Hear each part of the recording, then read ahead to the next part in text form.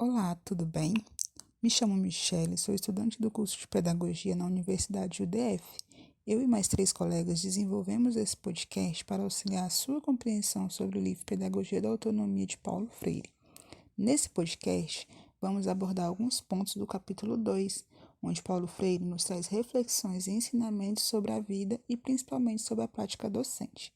Então, para você que é estudante de pedagogia ou fã das obras de Paulo Freire, aproveite mais esse estudo. Pegue uma caneta e papel e faça as suas anotações. Então, vamos lá. Iniciaremos com a estudante Juliane, que irá elencar alguns pontos desse capítulo.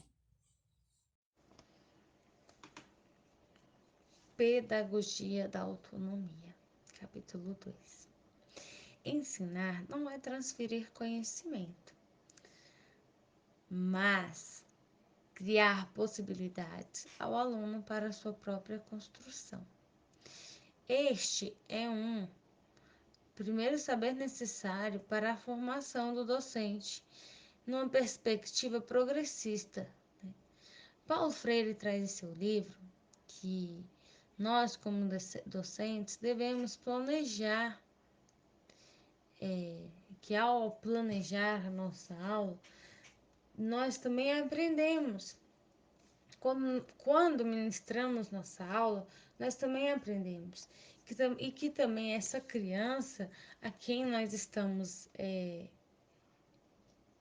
fornecendo conhecimento, ela também tem muito a nos ensinar, ela também nos ensina. Então, a visão do Paulo Freire é que nós devemos criar meios para que essa criança construa o seu conhecimento.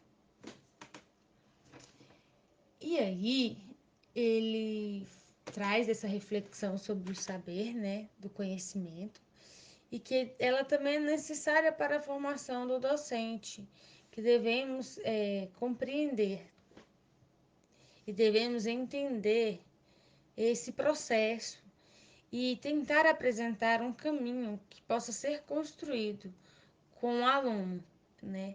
E aí ele cita alguns exemplos também do seu livro, que a gente pode construir uma base entre aluno e professor na curiosidade, nas perguntas, nas indagações, nas pesquisas, nas investigações. Que o aluno, aquilo que você ofertar de conhecimento, ele vai trazer novos para agregar junto com o professor. E aí ele traz também que o ensinar exige a consciência do inacabado. Então aqui nós chegamos a um ponto que talvez nós devemos ter começado desde o começo para Paulo Freire, né? O que Paulo Freire quer dizer com inacabado? Que o ser humano é inacabado no seu ser ou na sua inclusão. Então, onde há vida, há experiências a se construir. Temos consciência dos materiais que a vida nos oferece, por isso é que somos seres inacabados, pois só nós, homens e mulheres, né? Que aqui ele quer dizer que o animal, nós somos diferentes dos animais, nós estamos em construção, nós não somos acabados, somos inacabados, estamos em processo, né? Há um vasto a ser preenchido. Assim é a formação do docente. Não devemos ficar presos a repetir, mas buscar coisas novas no mundo. Outro ponto que é abordado no livro é o suporte. Esse é uma diferença entre os animais e os seres humanos, né? E ele fala que esse suporte é a linguagem, a cultura, os nossos comportamentos. Então, ele vem fazendo o mundo e a vida, existência, na proporção que o corpo humano vira corpo consciente, captador, aprendedor, transformador e criador de beleza, e não espaço vazio a ser enchido, mas sim ser construído, né? O meio, a construção, mediador, porque nós vamos construir experiências também, junto com os nossos alunos. E ele traz outro ponto muito importante, que é o ensinar exige o reconhecimento de ser condicionado. Gosto de ser gente porque inacabado, mas consciente do inacabamento, sei que posso ir mais além dele. Frase de Paulo Freire. Então, nessa percepção de Paulo Freire, homens e mulheres se tornam seres educáveis quando se reconhece como seres inacabados e quando tem a consciência de sua inconclusão. Devemos ter esta consciência e saber que podemos mudar isso, sim, podemos, e mudar também a sociedade em que estamos inseridos. Nessa formação do docente, o saber da inconclusão assumida é um saber fundante da prática educativa, né? Então, segundo Paulo Freire, o ideal é que na experiência educativa, os educandos, os educadoras, os educadores, juntos convivam. Segundo Paulo Freire, ensinar exige respeito à autonomia do ser do educando.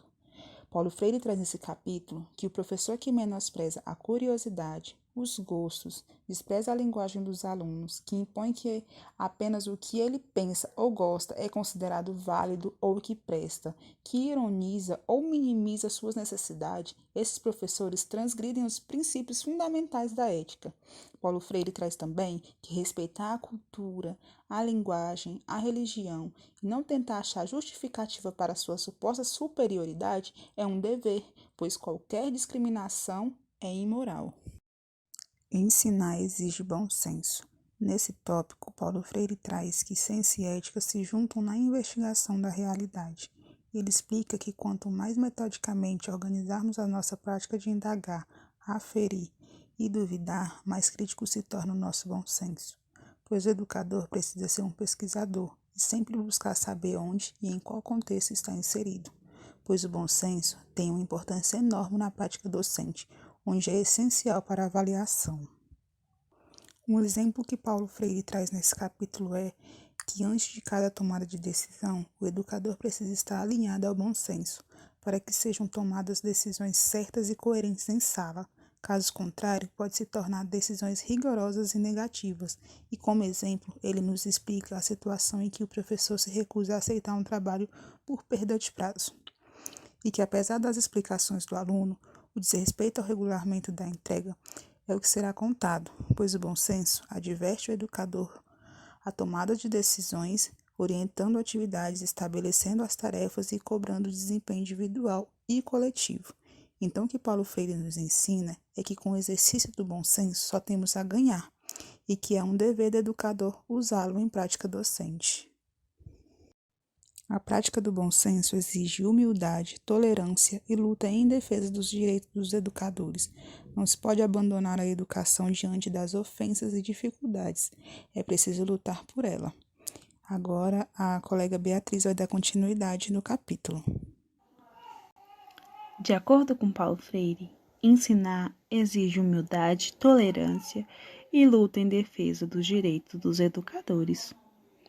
Precisamos entender que as lutas em favor do respeito e dignidade dos educadores, por salário menos imorais, é um dever irrecusável e não só um direito. Devemos entender as lutas como uma importante prática docente. Não podemos cruzar os braços pelo descaso da educação no Brasil. Ensinar exige apreensão da realidade. Outro saber importante é a experiência educativa. É o que diz respeito à sua natureza, que o professor precisa ter clareza, conhecer as diferentes dimensões da essência da prática pedagógica, olhar para a minha prática com mais segurança, entender que a curiosidade e as indagações geram conhecimento. Eu sou Rafaela Luiza e vou falar sobre o tópico Ensinar exige alegria e esperança. Há uma relação entre alegria e esperança.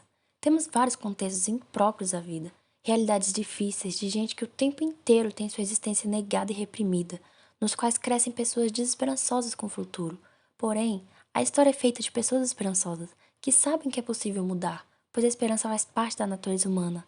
A desesperança que não é natural. Se fosse, nossa história seria inerte, sem pessoas dispostas a lutar pelo que acreditam. Diante de jovens desesperançosos, surgem as perguntas: o que fazer, enquanto educadores, trabalhando num contexto assim? Há mesmo o que fazer? Como fazer o que fazer? Neoliberais tendem a dizer: é triste, mas é a realidade, como se estivessem determinados a isso. Porém, eu posso lutar por amor ao mundo, como posso lutar por raiva das injustiças, mas sempre tendo esperança de mudar. Ensinar existe a convicção de que a mudança é possível, pois o mundo não é, o mundo está sendo. Não chegamos a um nível de evolução onde tudo está definido e será do jeito que é. Nossa condição não é irrevogável. Durante o nosso tempo da humanidade, houveram, e há ainda, pessoas que acreditam que é possível, pensando sempre em um mundo melhor. A rebeldia é algo importante para causas injustas, mas a denúncia das condições do mundo indigno deve ser feita a partir da criticidade da nossa realidade. A ingenuidade de se dizer neutro não leva a mudanças na realidade, pois a pessoa está na sua zona de conforto. O objetivo do professor deve sempre procurar que o estudante trace o melhor caminho em vida. Por isso, mostrar que é possível sim escolher o seu destino e que você pode ser o que você quiser. É de extrema importância para a mudança significativa, porque mudar é difícil, mas é possível. Ensinar exige curiosidade.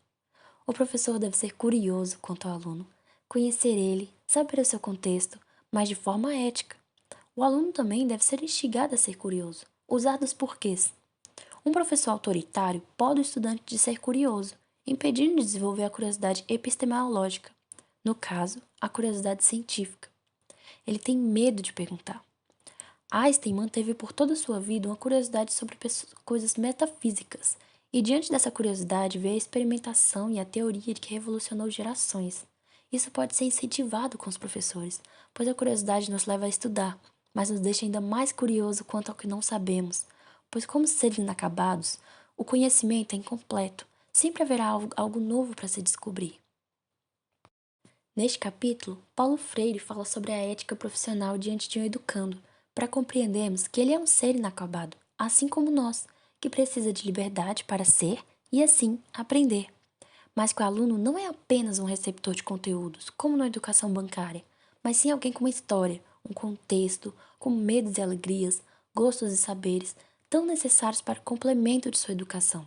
Devemos compreender sempre que estamos lidando com pessoas. Quem ensina, aprende ao ensinar, e quem aprende, ensina ao aprender. Frase de Paulo Freire. Trabalho desenvolvido por Beatriz, Juliene, Michele e Rafaela, Noturno N1.